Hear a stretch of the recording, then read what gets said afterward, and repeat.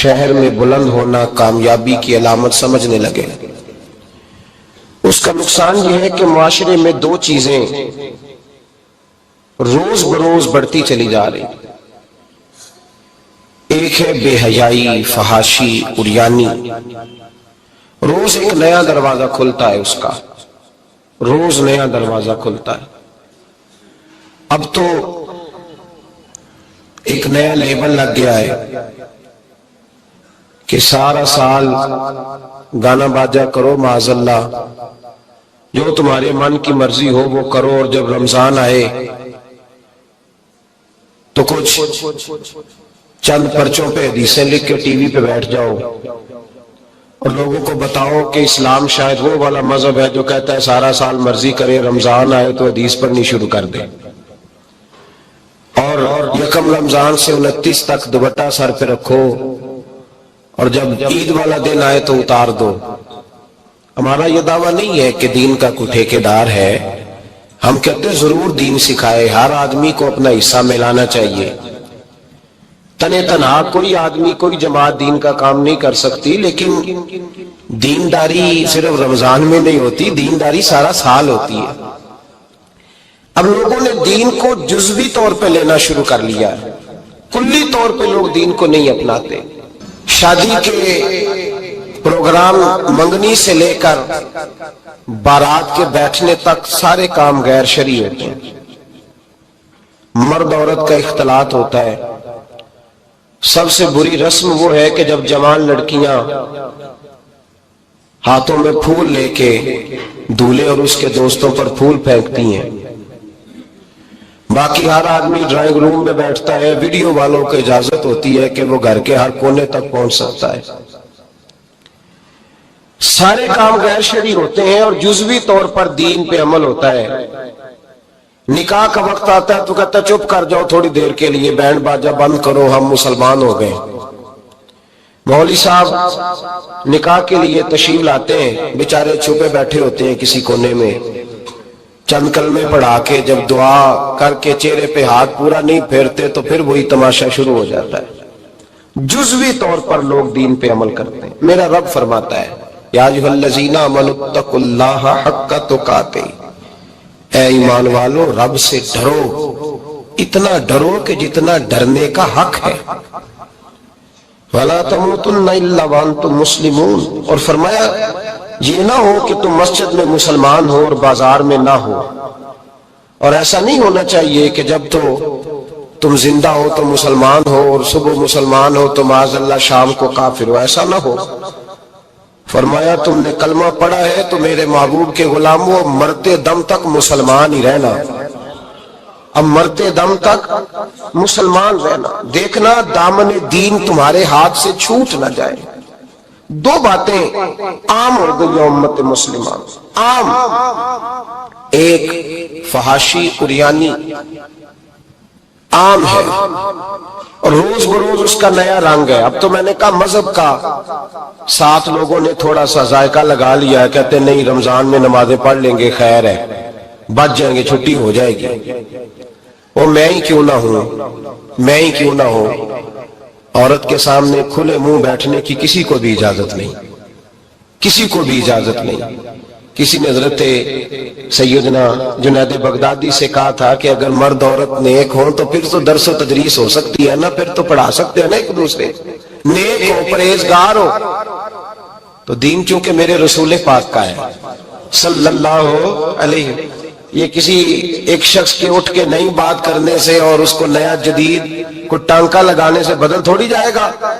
حضرت جنید بغدادی سے کہہ دیا کہ حضرت جی اگر دو بندے نیک ہوں تو پھر بات چیت ہو سکتی ہے۔ تو حضرت جنید بغدادی فرمانے لگے پڑھانے والے حسن بصری ہو اور پڑھانے والی رابعہ بصری ہو تو پھر بھی ان کو اجازت نہیں ہے، پھر بھی اجازت نہیں کہ بے پردہ ایک دوسرے کے سامنے بیٹھیں، پھر بھی ان کو اجازت، بے پردگی کی پھر بھی اجازت نہیں۔ اور میرے اعلیٰ حضرت امام اہل سنت فاضل و محدث بریلوی، دین کا اتنا بڑا سپاہی آپ کو ڈھونڈنے سے نہیں ملے گا جتنا اللہ نے بریلی میں بڑا پیدا فرمایا ہے، اور ہر محاذ پر کسی نے کہا حضرت جی بے پردہ بی بی مزار پہ جا سکتی ہے، اجازت ہے؟ تو قلم ہے بریلی کے بادشاہ کا، اور رضا کے نیزے کی مار ہے کہ عدو کے سینے میں غار ہے۔ کیا فرماتے اعلیٰ حضرت؟ آپ فرماتے ہیں کیا پوچھا تم نے، بے پردہ عورت مزار پہ پیر کے پاس جا سکتی ہے؟ میں یہ نہ پوچھو، احمد رضا سے یہ پوچھو کہ جائے گی تو لعنتیں کتنی برسیں گی، یہ والا سوال پوچھو۔ عام ہے بے پردگی، عام، کھلے عام۔ اور میرے بھائی لوگ کہتے ہیں جدید ہونا چاہیے، یاد رکھو اسلام فقط گناہ سے منع نہیں کرتا، اسلام وہ دروازہ ہی بند کرتا ہے جس رستے سے گناہ ہو سکتا ہے، وہ دروازہ ہی بند ہے۔ کہا مرد اور عورت کو ایک دوسرے کا چہرہ دیکھنے کی اجازت ہی نہیں۔ میرے رسول کریم صلی اللہ علیہ وسلم نے فرمایا زنا صرف مرد اور عورت کی خلوت صحیحہ کا نام تھوڑی ہے، فرمایا جس نے اپنی آنکھ کو گندا کیا وہ آنکھ کا زانی ہے، اور جس شخص نے اپنے کان سے بری بات سنی وہ کان کا بدکار ہے، اور محبوب فرماتے جس نے اپنی آنکھوں سے بری چیز کو دیکھا وہ آنکھ کا، اور جس نے بول کر لذت کا یہ سامان فراہم کیا وہ زبان کا زانی ہے، اسے بھی قیامت کے دن اسی طرح پوچھا جائے گا جس طرح زانی کو پوچھا جائے گا۔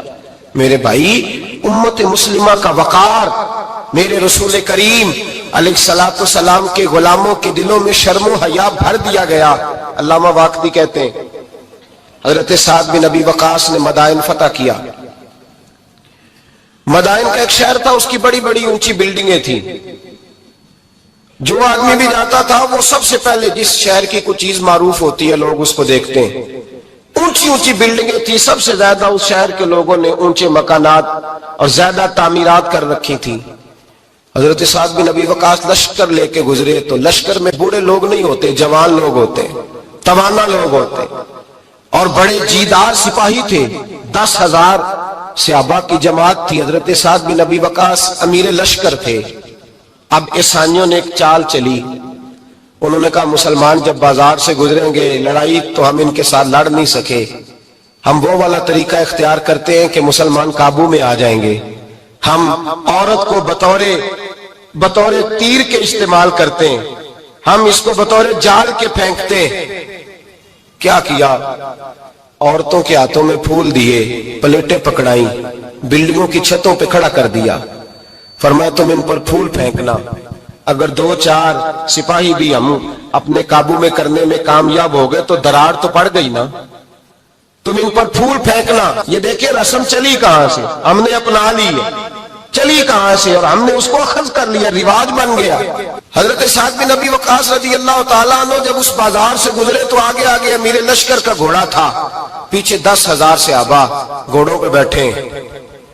حضرت سعد بن ابی وقاص سے نظر اٹھا کے دیکھا تو عورتیں تو کھڑی ہیں پھول لیے، کفر کی چال کو سمجھ گئے کہ یہ بے حیائی کا جال پھینک کے ملت کے جوانوں کے دلوں سے غیرت ایمانی چھیننا چاہتے ہیں، یہ مسلمانوں کے دلوں سے تقوی کی روشنی چھیننا چاہتے ہیں، یہ قرآن پاک کا سرور اور عبادت کا نور چھیننا چاہتے ہیں، یہ بے حیائی کا کلک لگا کے ان کے دلوں سے رسول اللہ کا درود چھیننا چاہتے ہیں، یہ محبت رسول کے سوتے خشک کرنا چاہتے ہیں۔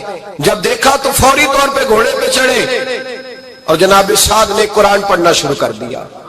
وَقُلْ لِلْمُؤْمِنِينَ يَغُضُّوا مِنْ أَبْصَارِهِمْ، کہا مومنو تمہارے رب نے تمہارے نبی کی زبان سے تمہیں حکم دیا ہے کہ تم نے نظریں نیچی رکھنی ہے۔ جب حضرت سعد بن ابی وقاص نے آیت پڑھی تو صحابہ کہتے ہیں ہمیں یوں لگا کہ جیسے ابھی آیت نازل ہو رہی ہے اور سیدھی دلوں سے ٹکرا رہی ہے۔ 10,000 کا لشکر گزر گیا، عورتیں پھول پھینکتی رہیں، لیکن کسی ایک صحابی نے بھی نظر اٹھا کے نہیں دیکھا۔ جب لشکر گزرا تو ان بیبیوں نے پلیٹیں پھینکی اور کہنے لگی عیسائیوں تم کتنے نالائق اور کس قدر بڑے تم بد تہذیب ہو کہ اپنی عورتیں استعمال کرتے ہو لوگوں کو قابو کرنے کے لیے، کس قدر تم زیادہ غیرت سے گرے ہوئے ہو، اور یہ کتنا اعلیٰ طبقہ ہے کہ ہم دادے توجہ دیتی رہی، انہوں نے پلٹ کے نہیں دیکھا، کہنے لگے تم جھوٹے ہو، اور جس رسول کے غلام اتنے اعلیٰ درجے کے پائے کے حیا والے ہیں وہ نبی کے نشان والا ہوگا۔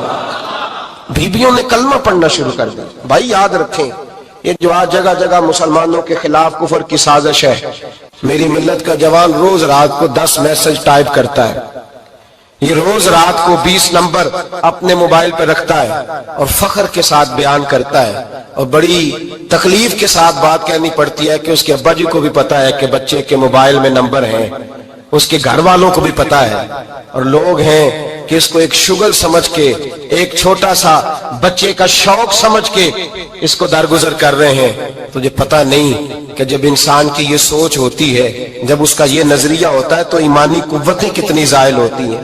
جب نوجوان کی نظر کے اندر عیب پیدا ہوتا ہے تو پھر اس سے نماز کی لذت جاتی رہتی ہے، قرآن پاک کا ذائقہ جاتا رہتا ہے، درود پاک کا ذائقہ جاتا رہتا ہے۔ اٹھائیے مسند امام احمد بن حنبل، میرے رسول کریم صلی اللہ علیہ وسلم کی بارگاہ میں صحابی نے آ کے عرض کی، یا رسول اللہ میں بڑی اچھے طریقے سے وضو کرتا ہوں، ٹائم نکال کے مسجد آتا ہوں، حضور میں پابندی سے پڑھنے کی کوشش کرتا ہوں، لیکن اے معصوم آمنہ، یا رسول اللہ میرا نماز میں دل نہیں لگتا، حضور میری طبیعت نہیں جمتی، میرا دوڑ جانے کو دل کرتا ہے، کوئی نسخہ بتلائیے۔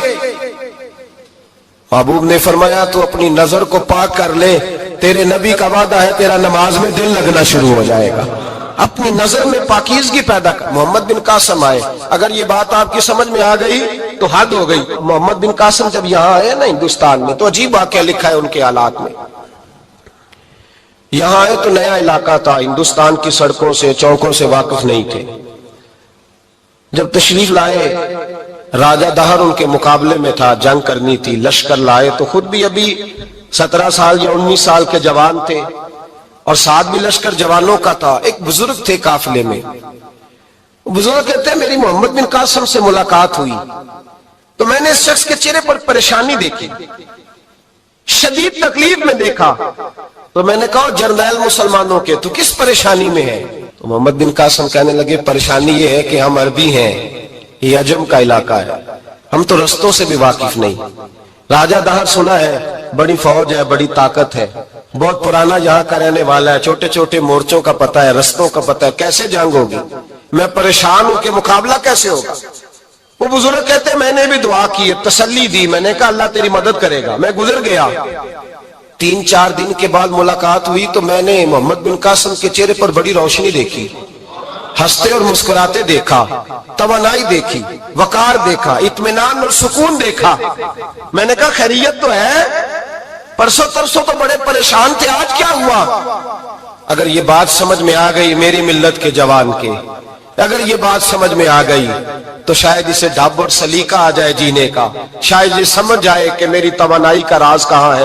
کہنے لگے بھائی پرسوں ترسوں بڑے پریشان تھے، آج کیا ہوا؟ جواب دیا کہ تاریخ بنا دی، اس 17 سال کے جوان نے تاریخ بنا دی۔ کہنے لگا میں بے فکر ہو گیا ہوں، راجہ دہر میرا مقابلہ نہیں کر سکتا، وہ 2 دن نہیں کھڑا ہو سکتا میرے سامنے۔ کا وجہ کیا ہے؟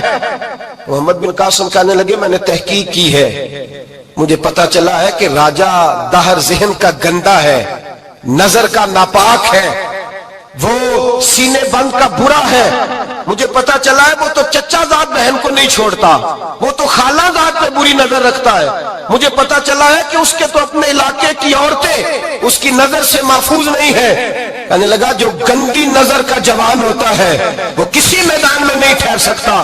کہنے لگا میری 17 اور 19 سال کی جوانی ہے، مجھے قسم ہے گنبد خضرا کی، میں نے جب بھی دیکھا ہے یا مصطفیٰ کا درود دیکھا ہے یا رسول اللہ پہ نازل ہونے والا قرآن دیکھا ہے، میرا مقابلہ کیسے کرے گا؟ میرے مقابلے میں کیسے آئے گا؟ جو نظر کا گندا ہو، کردار کا ناپاک ہو، وہ کسی کے مقابلے میں آ سکتا؟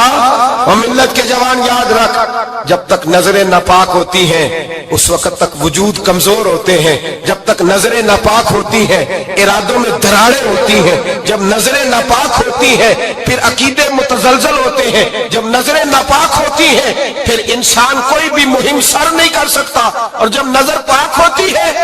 حضرت عبداللہ بن حذافہ جہاد کر رہے تھے، روم کے عیسائیوں نے گرفتار کر لیا، 1000 آدمی نے مل کے پکڑا، گرفتار نہیں ہوتے تھے صحابی، 1000 آدمی نے گھیرا ڈالا، گرفتار کر کے لے گئے، اور جب بادشاہ کے سامنے گئے تو وزیر کہنے لگا بادشاہ بندہ بڑے کام کا ہے، اگر ہمارے قابو آ گیا تو فائدہ دے گا۔ صحابی ہیں حضرت عبداللہ بن حذافہ، حضرت فاروق اعظم کا زمانہ ہے، اگر قابو آ گیا تو فائدہ دے گا۔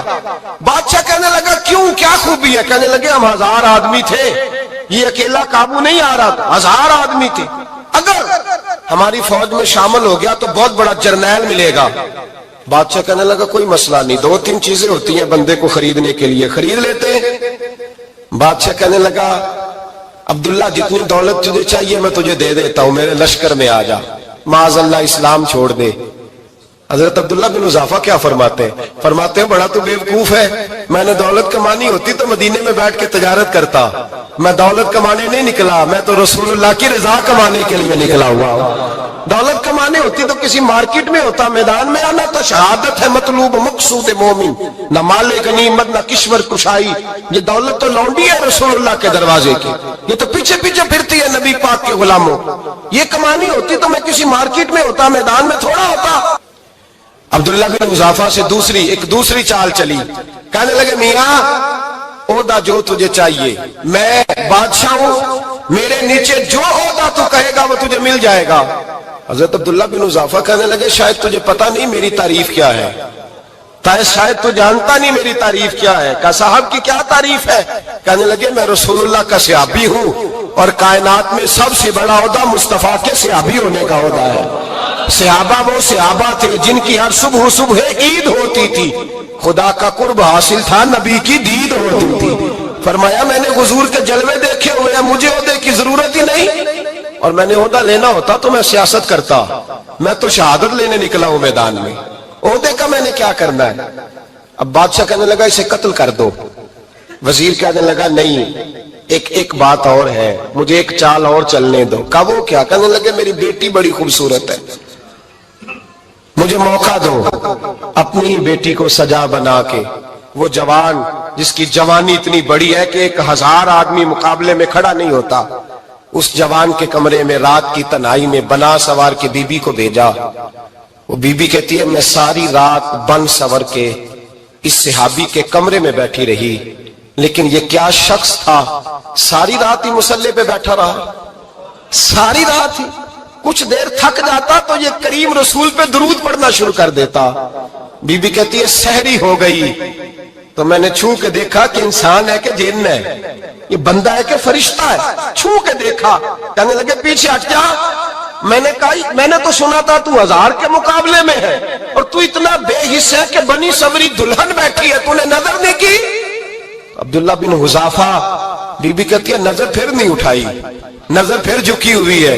کہنے لگے بی بی میں مجبور ہوں، اب میرے اوپر کوئی حسن نہیں چلتا، میں نے جلوہ بدوحا کا دیدار کیا ہوا ہے، اب میری نگاہوں میں جچتا نہیں کوئی، اس لیے کہ جیسے میرے سرکار ہے ایسا نہیں کوئی. کبھی بھی اب نہیں کسی کا میرے اوپر جادو چلتا. میں نے مصطفیٰ کو اور کہا ذرا پیچھے ہٹ کے بیٹھ، مجھے میرے رسول نے غیر محرم سے بچنے کا حکم دیا ہے، ذرا پیچھے ہٹ کے بیٹھ. سحری کا وقت تھا. وہ بی بی کہتی ہے اس نوجوان کے جملے میرا سینہ چیر گئے، کلیجہ پھٹ گیا، چیخ نکلی، میں کفر کے عالم میں روئی. میں نے کہا مجھے بتا تو صحیح، آخر یہ جذبہ کہاں سے ملتا ہے، آخر یہ روشنی تو میں نے دیکھی نہیں، کہاں سے آتی ہے؟ ایک میرا باپ ہے جو بنا سور کے مجھے تیرے کمرے میں چھوڑ گیا، بتلا یہ کہاں سے کیف آتے ہیں؟ عبداللہ بن حذافہ کہنے لگے اگر کیف لینا ہے تو بھی میرے مصطفیٰ کا کلمہ پڑھ جا، آجا دروازہ رسول پہ جھک جا، مل جائے گا. سویرے دروازے پہ باپ آیا بیٹی سے رزلٹ لینے، دروازہ کھولا تو بیٹی نقاب پہنے باہر آئی. باپ کہنے لگا کیا بلا؟ کہنے لگی پیچھے ہٹ جا، تو غیر محرم ہے، کافر ہے، میں مسلمان ہوں. اس نے کہا کیا ہوا؟ کہنے لگی تیرے جیسے کو باپ کہوں، تیرے جیسے کو جو مجھے استعمال کر رہا تھا. میں تجھے باپ نہیں مانتی، میں اب رسول والی ہو گئی ہوں، میں حضرت فاطمہ کی کنیزہ ہو گئی ہوں، میں اب نبی کریم کی خادمہ ہوں، خبردار میرے قریب نہ آنا. یہ دعوی بھی ناکام ہوا. اب حضرت عبداللہ بن حذافہ کے سامنے موت کھڑی کی، ایک کڑا میں تیل گرم کیا، کہنے لگے تجھے اس میں جلایا جائے گا. حضرت عبداللہ بن حذافہ رضی اللہ تعالیٰ عنہ جب جلنے کے قریب ہوئے تو رونے لگے. روم کا بادشاہ کہنے لگا شاید ڈر گیا ہے، کہنے لگے اب سمجھ آئی ہے، اب تجھے پتا چلا ہے، چلا آ جا. حضرت عبداللہ بن حذافہ کہنے لگے تو کافر ہے، تیری کافروں والی سوچ ہے. اس لیے نہیں رویا کہ موت سے ڈر گیا ہوں، میں تو اس لیے رویا ہوں کہ ایک جان ہے وہ نبی پاک پہ قربان ہو رہی ہے. کاش رب مجھے 1000 جان دیتا، میں ساری مصطفیٰ پہ قربان کر دیتا.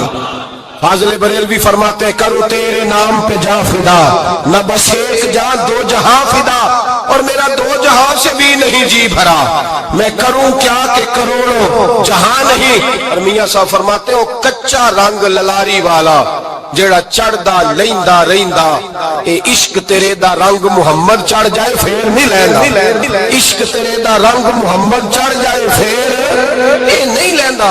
मेरे भाई, वो रूम का बादशाह कहने लगा, दुनिया मैंने भी बड़ी देखी है, पर जैसे पाक साफ मुस्तफा के गुलाम देखे ऐसा मैंने कोई नहीं देखा। ओ भाइयों, नजर पाक हो, रूह पाक हो, मिजाज पाक हो, फिर इंसान बड़े बड़े काम करता, फिर वो मुहिम्मात को सर करता, फिर वो सिर्फ एक घर के लिए नहीं, वो मिल्लत के लिए फायदेमंद होता है, फिर वो घरानों को लेकर चलता है, फिर वो बड़े बड़े मुआशरे तश्कील देता है। मेरे रसूल करीम सल्लल्लाहु अलैहि वसल्लम ने पाक साफ ज़हन के लोग तैयार किए। हजरत मरसद फरमाते हैं, मैं एक औरत पे आशिक था, जब कलमा पढ़ा नबी पाक ने मेरी पुश्त पे हाथ फेरा, मैंने कहा हुजूर कोई नसीहत? नबी पाक ने फरमाया, नजर को पाक रखना। आप फरमाते हैं, औरतें मेरे पीछे भागा करती थी और मुझे कहा करती थी, अब तू देखता क्यों नहीं? तो मैंने कहा, पता मुझे भी नहीं, मुस्तफा की एक नजर हुई है, रब ने सारे महल को चैल दूर फरमा दिए, सारा कुछ ही बदल गया। मिल्लत के जवानों, याद रखो, याद रखो इस बात को, ये पाकीज़गी, ये नजर, ये पाकीज़गी, ये मिजाज, ये इंसान से बड़े काम करा लेती है। और अगर तेरी नजर नापाक रहती है फिर तो कुछ नहीं कर सकता, फिर तेरी जिंदगी एक ऐसे कैद खाने में कैद हो गई है जो तुझे दो कदम भी नहीं चलने देगी।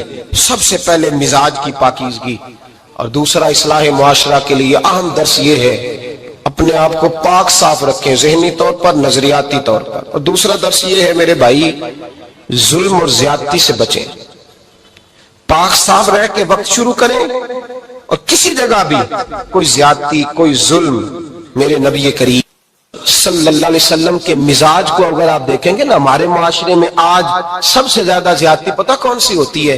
लोग इज्जतें पामाल करते हैं, बदगुमानियां करते हैं। अबू जाल ये काम करता था कि वो नबी पाक सल्लल्लाहु अलैहि वसल्लम पर, सहाबा पर माअज़ल्लाह शख्सी एतराजात करता था, शख्सी। अजीजों, जब आदमी का किसी से इख्तलाफ होता है ना, या किसी को पसंद नहीं करता, या किसी को रिजेक्ट करना चाहता है, तो शख्सी एतराजात करता है, नीचे उतरता है, कमजोर बात करता है, छोटी बात करता है। और हमारे जमाने में तो ये काम हसद की वजह से होता है, बड़े बड़े जमातें टूट जाती हैं, मिल्लतों का शिराजा बिखर जाता है, लेकिन लोग अपनी उस हरकत से बाज नहीं आते, सारी जिंदगी जाती और निजी एतराजात करते रहे। अबू जाल के अंदर हजारों ऐब पाए जाते थे, शराबी भी था, बदकार भी था, बेहया भी था, जालिम भी था। मेरे नबी पाक सल्लल्लाहु अलैहि वसल्लम ने उसे दीन का पैगाम दिया है, लेकिन तारीख की किसी किताब में आपको ये नहीं मिलेगा कि हुजूर ने कभी उसकी शख्सियत पर एतराज किया हो। ये फरमाया है कि बड़ा फिरौन है उम्मत का, लेकिन नीचे उतरकर कभी उसकी जाती और शख्सी जिंदगी पर कोई ज्यादती सहाबा की तरफ से और नबी पाक की तरफ से। बहुत बड़ी बात समझा रहा हूं, अगर आपकी समझ में आए तो। हम जातियात पर उतरते, जात पर उतरकर ज्यादती करते, जात पर। हमारा अब जुल्म निजी सतह से शुरू हो रहा है और पूरी मिल्लत को लपेट में ले रहा है। पूरी मिल्लत को छोटी छोटी ज्यादती हैं जो पूरे मुआशरे को अपनी लपेट में लेती हैं। मेरे नबी करीम अलैहिस्सलाम ने जो दीन हमें दिया है वो खैर खाई का मजहब है, वो भला करने का मजहब है, वो काम आने का मजहब है, वो जुल्म से बचने का मजहब है। मेरे नबी पाक ने फरमाया, जुल्म से बच जाना, कयामत के अंधेरों में जो बड़ा अंधेरा होगा वो जुल्म होगा। इस्लाह मुआशरा कॉन्फ्रेंस का पहला सबक मैंने अर्ज किया कि नजर को, जहन को, सोच को पाक रखें, और दूसरा जिंदगी में कभी ज्यादती ना करें, कभी भी अपने मुखालिफ पर भी कभी शख्सी, जाती और निजी एतराजात ना करें। ये इंसान के अंदर का जुल्म होता है, हमारे घरों के अंदर से जुल्म जन्म लेने लगा है। रोज बहू पे तेल छिड़का जाता है, रोज किसी न किसी शहर से, अपने ही घर से, अपने ही चिराग को बंद करने की खबर निकलती है। सड़कों पे, चौकों पे, चौराहों में गरीब मसले जाते हैं, जिसके हाथ जहां तक पहुंचते हैं वो वहां तक माज़अल्लाह ज्यादती कर गुजरता है। अगर कौम जुल्म से बचने लगे, ज्यादती से बचने लगे, तकलीफ देने से बचने लगे तो माशरा संवर जाएगा। मेरे रसूल करीम अलैहिस्सलाम ने अपने गुलामों से पूछा था, बताओ मुफलिस कौन होता है, کون ہے جس کے پاس کچھ نہیں ہوتا؟ صحابہ نے کہا یا رسول اللہ جس کے پاس پیسے نہ ہو۔ بخاری مسلم متفق علیہ حدیث ہے، نبی کریم نے فرمایا نا بھائی، مفلس تو وہ ہوگا جو قیامت کے دن احد پہاڑ کے برابر نیکیاں لے کے آئے گا۔ یا رسول اللہ اتنی نیکیاں پھر بھی مفلس ہے، پھر بھی غریب ہے؟ تو نبی پاک نے فرمایا نیکیاں پہاڑ کے برابر ہیں، پر اس نے چگلیاں بڑی کی ہیں، غیبتیں بڑی کی ہیں، مذاق بڑے اڑائے، اس نے لوگوں پر پھبتیاں بڑی کسی ہیں، تان و تشنی بڑے کیے، ظلم بڑے کیے، گالی بڑی دی، لوگوں کے بارے میں بری باتیں کی۔ اب رب کریم نے وہ ساری نیکیاں لوگوں میں بانٹ دی، یہ مفلس ہو گیا، غریب ہو گیا۔ زیادتی نہیں کریں، ظلم نہ کریں، اپنی نجی زندگی سے لے کر گھر کے اندر سے لے کر اجتماعی زندگی تک زیادتی سے بچیں۔ میرے نبی کریم علیہ السلام نے اپنے غلاموں کو یہ درس دیا ہے، دیکھنا کبھی زیادتی نہ ہونے پائے، دیکھنا کہیں ظلم نہ ہونے پائے، دیکھنا کسی شخص کو تمہارے قول فعل سے، تمہارے مزاج سے تکلیف نہ پہنچے۔ میرے بھائیوں، حضرت وہب ابن منبہ علیہ رحمہ فرماتے ہیں کہ بنی اسرائیل کے اندر ایک بادشاہ محل بنانے جا رہا تھا۔ محل آج بھی جس آدمی کی سوسائٹی کے اندر 2-4 قلعے 2-4 ایکڑ کسی غریب کے آ جائیں، وہ یا تو اسے دھمکاتا ہے یا بلیک میل کرتا ہے، کچھ نہ ہو سکے تو پھر قتل ہی کرا دیتا ہے معاذ اللہ۔ اور یہ خبریں عام ہمیں سننے پڑھنے اور دیکھنے کو ملتی ہیں۔ بادشاہ محل بنانے جا رہا تھا، ایک غریب بی بی رہتی تھی، اس کی جھونپڑی بادشاہ کے محل کے نقشے میں آتی تھی۔ بادشاہ نے کہا بی بی منہ مانگی قیمت لے لو، خالی کر دو یہ مکان۔ بزرگوں کو اپنے جھونپڑیوں سے بڑی دلچسپی ہوتی ہے، بچے سوسائٹیوں میں چلے جاتے ہیں، ابا جی کہتے ہیں مجھے گاؤں میں رہنے دو، میرا یہی دل لگتا ہے، مجھے اس گھر سے دلچسپی ہو گئی۔ اماں کہنے لگی بادشاہ میں یہاں بیاہ کے آئی تھی، خامد انتقال کر گیا، اولاد اللہ نے دی نہیں، میں پکا ہوا پھالوں، گر جاؤں گی تو تیرا ہی ہے، لیکن مجھے اس آشیانے میں رہنے دے، یہ گھونسلہ میں نے تنکا تنکا کر کے بنایا ہے، مجھے رہنے دے، نہ مجھے نکال۔ کہنے لگا میرا نقشہ خراب ہوتا ہے۔ بی بی سارا دن مکان میں بیٹھی رہتی کہ میری جھونپڑی ٹوٹ نہ جائے، ظالم کی نظر میں آ گئی ہے کہیں میرا یہ آرزوؤں کا محل چکنا چور نہ ہو جائے، سارا دن ڈیوٹی کرتی۔ بادشاہ نے بھی 2-4 سپاہی کھڑے کر دیے، جب گھر سے نکلے تو بلڈوز کر دینا، مکان کو گرا دینا۔ وہ خاتون کتنی دن بندہ بیٹھ سکتا ہے؟ ایک دن سر شام گھر سے نکلی، 2-1 گھنٹے کے بعد واپس آئی تو مکان گر گیا تھا، دیوار بن گئی تھی۔ حضرت وہب ابن منبہ فرماتے ہیں بس اس نے دعا کی تو رب کریم نے وہ شہر سارا تباہ کر دیا۔ اس بی بی نے 2 جملے کہے تو الٹ پلٹ دیا وہ سارا شہر۔ میرے نبی کریم علیہ السلام نے فرمایا جب مظلوم کے ہاتھ دعا کے لیے اٹھتے ہیں تو عرش کا مالک آسمان سے کہتا ہے کھول دے سارے دروازے، اس کے بیچ کوئی پردہ نہیں رہنا چاہیے، آنے دے، مظلوم ہے، اس پر ظلم ہوا ہے، ظلم ہوا ہے۔ لوگ کہتے ہیں میں بے چین رہتا ہوں صاحب، مولانا صاحب پیر صاحب، وہ گھر کے ایک کونے سے چیخنے کی آواز آتی ہے، کوئی دم مل جائے، کوئی تعویذ ہو جائے، کچھ ایسا ہو جائے کہ بچت ہو جائے، کوئی ایسی پھونک لگ جائے کہ آرام آ جائے۔ تو میں کہتا ہوں بھائی اگر بڑے دم کرانے سے بھی فرق نہیں پڑا، اگر بڑے تعویذ لینے سے بھی چیخیں بند نہیں ہوئی، تو ذرا ٹٹول کے دیکھ لو کہیں کسی یتیم کی آہیں ہی نہ دفن ہو وہاں، کہیں کسی غریب کا گوشت تو نہیں دبا لیا، کہیں کسی کو لوٹ کے تو دیوار نہیں بنا لی، کہیں کسی کا مکان پہ قبضہ کر کے تو نہیں بنایا۔ اگر لوٹ اور حرام کا مال ہو تو پھر چیخیں بند نہیں ہوتی، پھر سکون سے سویا نہیں جاتا، پھر وہاں آرام کی نیند نہیں آتی۔ حضرت وہب ابن منبہ فرماتے ہیں بی بی آئی اور آ کر کے اس نے جب دیکھا میرا گھر ٹوٹ گیا ہے، محل ٹوٹ گیا ہے، حالات بدل گئے ہیں، تو وہ خاتون آتی ہے اور میرے بھائی دعا کی تو اس نے انداز ہی بدل کے رکھ دیے۔ مکان سے نکلی تو مکان ٹوٹ گیا، اور فرماتے واپس آئی تو ہاتھ پھیلا کے پتہ کیا کہتی ہے؟ کہتی اے اللہ میں تو موجود نہیں تھی، بتا تو کہاں گیا تھا؟ تو بھی موجود نہیں تھا، میں تو نہیں تھی، پر تو کہاں تھا؟ بس رب کریم نے حضرت جبریل کو حکم دیا، فرمایا یہ بستی الٹ دو، ساری تباہ کر دو، یہ لوگ نہیں رہنے چاہیے، جو ظلم تو سہتے ہیں بغاوت نہیں کرتے، نہیں رہنے چاہیے۔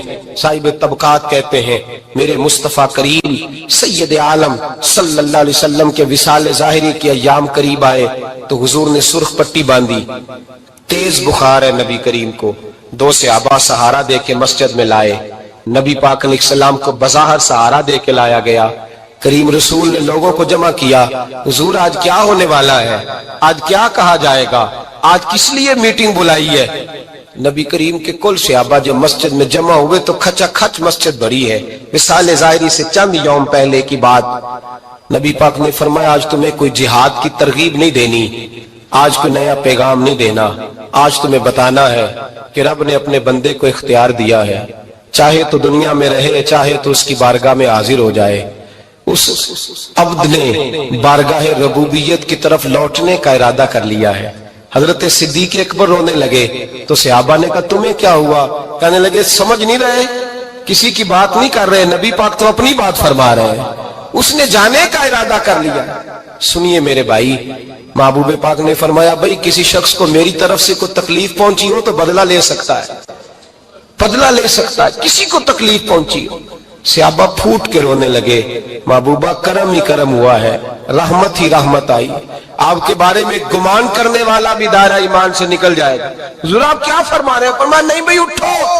پیچھے سے جناب عکاشہ بن محصن اٹھے، ہاتھ کانپتے ہیں، آگے بڑھے، کہنے لگے یا رسول اللہ ایک جنگ کے موقع پر آپ نے درہ مارا تھا، ننگی پیٹھ پر صفیں سیدھی کراتے، بات دل میں رہ گئی ہے، میں نے بدلہ لینا ہے۔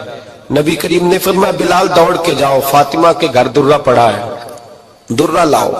سیدنا بلال حبشی کہتے میں گیا، دستک دی، سیدہ طیبہ طاہرہ حضرت فاطمہ فرمانے لگی بلال کیسے آئے ہو؟ اماں جی وہ درہ چاہیے تھا۔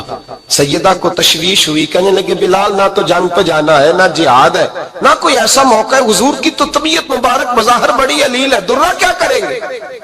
حضرت بلال عرض کرنے لگے اماں جی ایک صحابی بدلہ لینے لگے ہیں، صاحب طبقات نے جملے لکھے ہیں، کہتے ہیں بی بی صاحبہ نے درہ بھی دیا اور امام حسن حسین کو بھی باہر نکالا۔ فرمانے لگی عکاشہ سے کہنا 100 درے مارے، ان دو شہزادوں کے جسم پر نبی پاک کے قریب نہ جائے، میں نے 2 بچے پیدا ہی اپنے محبوب پر قربان کرنے کے لیے کیے، ان کو لے جائے۔ حضرت بلال کہتے ہیں میں 2 شہزادے لے کے آیا، اور جب دروازے میں لے کے پہنچا تو نبی پاک نے دیکھا تو آنکھوں میں آنسو آ گئے، فرمایا ان کو بٹھا دو، مجھے پتا ہے فاطمہ نے کیا کہہ کے بھیجا ہے۔ حضرت سیدنا بلال فرماتے درہ میں نے جناب عکاشہ کو دیا، حضرت عکاشہ درہ لے کے آگے جو بڑھے، حضرت ابوبکر صدیق نے ان کے پیروں پہ ہاتھ رکھا، فرمایا عکاشہ میری طرف آ یار، مجھے ماں درے، نبی پاک کے قریب نہ جا۔ مصطفیٰ کریم نے فرمایا ابوبکر تو ہٹ جا، اسے آنے دے۔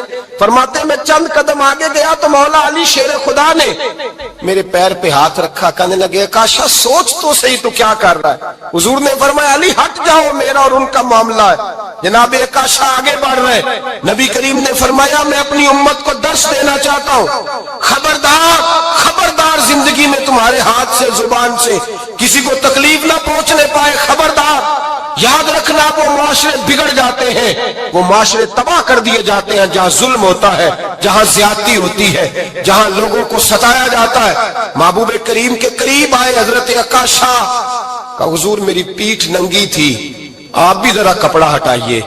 نبی کریم نے پیٹھ سے کپڑا ہٹایا، جناب عکاشہ نے درہ جو اٹھایا تو صحابہ کی چیخیں نکلی، حضرت عکاشہ نے درہ دور پھینکا، حضور کے بطن اطہر سے لپٹ گئے، چومنے لگے، کہنے لگے حضور وہ تو صفیں سیدھی کراتے لگ گیا تھا، آپ نے کہاں مارا تھا؟ یا رسول اللہ میں تو بہانہ بنا رہا تھا کہ جاتی دفعہ مجھے وجود چومنے کا موقع نصیب ہو جائے، مجھے یہ موقع نصیب ہو جائے۔ میرے حبیب نے فرمایا جس نے جنتی دیکھنا ہو میرے عکاشہ کی زیارت کر لے۔ بھائی ظلم کا دروازہ کھلا ہوا ہے اور لوگ بھول جاتے ہیں زیادتی کرتے ہوئے، وہ بہو سے ہی کیوں نہ کریں، وہ اپنے گھر کے بھول جاتے ہیں کہ شاید پوچھنے والا کوئی نہیں، شاید میزان نہیں لگے گا۔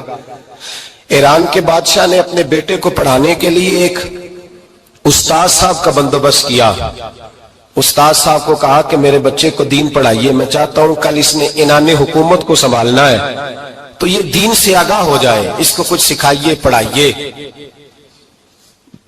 بہت نیک بزرگ بڑے درویش عالم پڑھانے لگے، اسباق مکمل ہو گئے، دین کے اسباق قرآن مجید پڑھایا، احادیث طیبہ کا درس دیا، اصول فقہ سے روشناس کرایا۔ جب بچے نے مکمل تعلیم حاصل کر لی اور آمین ہو گئی، دستار ہو گئی، فارغ ہو گئے، تو پھر ایک دن استاد صاحب نے کہا بیٹے کل تم نے ضرور آنا ہے، کچھ بات کرنی ہے۔ शहजादा गया मिलने उस्ताद साहब से। उस्ताद साहब ने कुंडी लगा ली, हाथ में दुर्रा पकड़ लिया, मार मार के पूरे वजूद को जख्मी कर दिया। कोई गलती नहीं, कोई बात नहीं, मारा। अब बच्चा आया आके बादशाह सलामत से कहा कि अब्बा जी समझ नहीं आई, बड़ा मारा है उस्ताद। तो सियाने थे ना बादशाह, यहां तो कारी साहब रोज कटहरे में खड़े होते हैं, मौलवी साहब आपने मेरे बच्चे को क्यों मारा है? आप 8,000 के मौलवी हैं, मेरा कई करोड़ का बच्चा है, सवेरे बदल लेंगे। खबरदार आपने बच्चे को हाथ लगाया, अपनी हैसियत में रहे माज़अल्लाह। जो कौमें उस्तादों को कटहरों में खड़ा करती हैं वो तरक्की नहीं कर पाती। जो उस्तादों को कटहरों में रोज खड़ा करती, कहा अब्बा जी बड़ा मारा है। तो वालिद बड़े समझदार थे, कहने लगे बेटा उस्ताद बाप होता है, वो ज्यादती नहीं करता, कोई बात होगी, मैं तेरे उस्ताद को कटहरे में नहीं बुलाऊंगा। अम्मा से बात की, अम्मा कहने लगी बेटा मैं तेरे बाप से कैसे बात करूं, डर आता। वक्त गुजर गया, 22 साल बीत गए, 22 साल गुजर गए। बादशाह का इंतकाल हुआ, शहजादा तख्त पे बैठा। पहला हुक्म ये दिया कि मेरे उस्ताद को बुलाओ। पहला हुक्म। उस्ताद जी बूढ़े हो गए थे, छड़ी के ऊपर टेक लगा के आए और भवें सफेद होके झुक गई थी। यूं आंख खोल के बड़ी मुश्किल से देखा, कहने लगे शहजादे हो कम हो। कम मैं शहजादा नहीं, अब मैं बादशाह बन गया हूं। उस्ताद जी 22 साल बीत गए, आपने मारा था, पर वो दर्द चूंकि ज्यादती की थी, मेरा कसूर कोई नहीं था, तो ना मेरी रूह से दर्द गया है ना मेरे जिस्म से गया है, मैं बेख्तियार था, पूछ नहीं सकता था, आज बाइख्तियार हुआ हूं। सबसे पहले पहला हुक्म आपको दिया, बुलाया है, बताए क्यों मारा था, क्यों मुझे मारा था, मेरी ज्यादती बताए। तो उस्ताद, बूढ़े उस्ताद की आंखें आंसुओं से भर गईं, कहने लगे बेटे बस आज के दिन के लिए मारा था, ये जो दिन आ गया ना मेरी जिंदगी में इसलिए मारा था, ये मैं चाहता था मेरी जिंदगी में वक्त है आज के, बस मेरी मुराद पूरी हो गई। कहा साहब किस लिए, मुझे भी समझाए। आप फरमाने लगे कितनी देर हो गई तुझे मार खाए हुए, कितना जमाना बीत गया? कहने लगा 22 साल। पर मैं जख्म भूले तो नहीं, दर्द खत्म तो नहीं हुई, तुम्हें बात एक मिनट के लिए भी तुम्हारे हाफजे से महक तो नहीं हुई? का उस्ताद जी रोज रात को याद आती, रोज ख्याल आता था। उस्ताद कहने लगे भाई तू बेख्तियार था, पूछ नहीं सका, 22 साल तुझे याद रहा, मुझे पता था तू एक दिन हुक्मरान बनेगा, मैंने तुझे इसलिए मारा था कि बेटे याद रखना किसी पे जुल्म न करना। अगर तुझे 22 साल तक याद रहा है तो जिस पर तू जुल्म करेगा उसे भी कयामत तक याद रहेगा। और ये याद रखना तू आज बाइख्तियार हुआ तो तूने मुझे बुला लिया है, कयामत के दिन गरीब बाइख्तियार हो जाएंगे, मजलूम बाइख्तियार हो जाएंगे, वो बाइख्तियार होंगे लिल्लाहिल वाहिदिल कहार, रब करीम की बारगाह के अंदर उनका इख्तियार होगा, अकेले अल्लाह की हुक्मरानी होगी। फिर वो बुलाएंगे बड़े बड़े कज कुला, दुनिया में जिनकी पगड़ियां ऊंची थी वो सर झुकाए खड़े होंगे, दुनिया में जो डिक्टेटर बनते थे उनकी पुश्तें लाल होंगी, उनको गद्दार लिखा जाएगा, कयामत तक नहीं भूलेगा। जुल्म करना तो सोच समझ के करना, इतना करना जितना तुम सह सकते हो, इतनी ज्यादती करना जितनी कयामत में तुम बर्दाश्त कर सकते हो। मेरे नबी करीम सल्लल्लाहु अलैहि वसल्लम ने फरमाया जुल्म से बचो, ये कयामत के अंधेरों में से एक अंधेरा होगा। जिंदगी में ज्यादती न करें, अगर थोड़ी देर के लिए कोई चीज बर्दाश्त कर जाएंगे तो वो फायदा दे जाएगी, कुछ देर के लिए अगर सह जाएंगे तो नफा मिल जाएगा, सहने की कोशिश करें। ये दुनिया मिट्टी दे पांडे कई बनदे ने कई टहंदे ने, कई नाल सलूक दे रहन इत्थे, कई एक दूजे नाल खईंदे ने, ते साजद हो जिन्नू मरज शकदी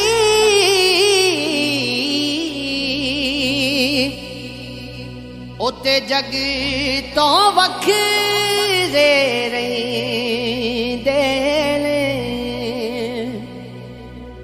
रब्बा विछड़ जावे कदी यार तेरा, पता लगे जब छोड़ा की